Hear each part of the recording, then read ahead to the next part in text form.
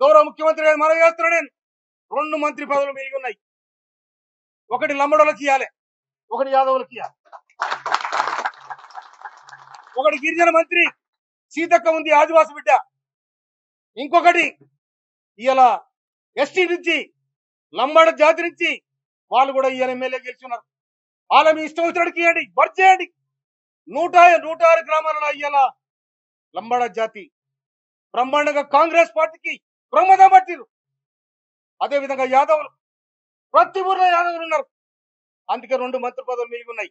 కనుక వాళ్ళకోటి ఇవ్వాలని చెప్పి నేను రాష్ట్ర ప్రభుత్వానికి, ముఖ్యమంత్రి గారికి, సోనియా గాంధీ గారికి, రాహుల్ గాంధీ గారికి, ఖర్గే గారికి నేను అప్పీల్ చేస్తా ఉన్నా. నేను ఇవాళ నన్ను ఈ నియోజకవర్గానికి నాకు చెప్పకుండా నా ప్రోటోకాల్ను, నా హక్కులను హరించినందుకు నేను ఖర్గేకు, రాహుల్ గాంధీ కూడా కంప్లైంట్ చేస్తాను మనం చెప్తాను.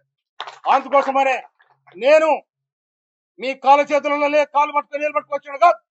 నేను కష్టజీవిని, తెలంగాణ పోరాట యోధుడు. నేను తిండి లేక తిప్పలేక తెలంగాణ సోనియా గాంధీ ఇచ్చింది కాబట్టే ఇలా హీరోలమైన, లేకపోతే అంత జీరోలే. అందుకోసమనే సోనియా గాంధీ ఎందుకోసం వచ్చింది? మా మీద పెత్తనం చేయాలని మీకు ఇయ్యలే. మీ అంతా మీరు బతుకుని మీ రాజ్యం మీరు చేసుకోండి.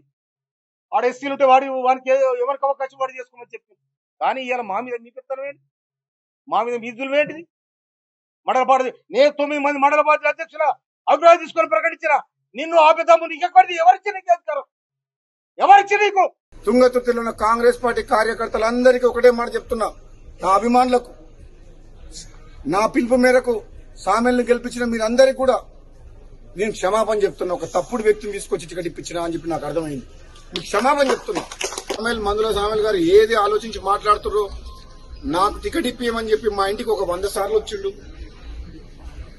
మన తుంగతుర్తితో సంబంధం లేకపోతే మా ఇంటికి వచ్చి టికెట్ ఇప్పిమని ఎందుకు అడిగిండో నాకు అర్థం కాలే. అక్కడ చాలా మంది టికెట్ కోసం పోటీ పడ్డారు తుంగతుర్తిలో.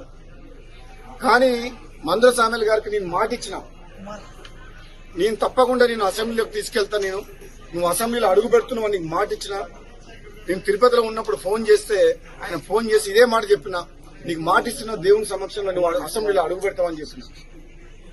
మాట ఇచ్చినట్టు నేను కాంగ్రెస్ పార్టీలో చేరినప్పుడు నేను అడిగిన 2 టికెట్లు బాన్స్వాడలో ఏనుగు రవీందర్ రెడ్డి గారికి, తుంగతుర్తిలో మందుల సామెల్ గారికి.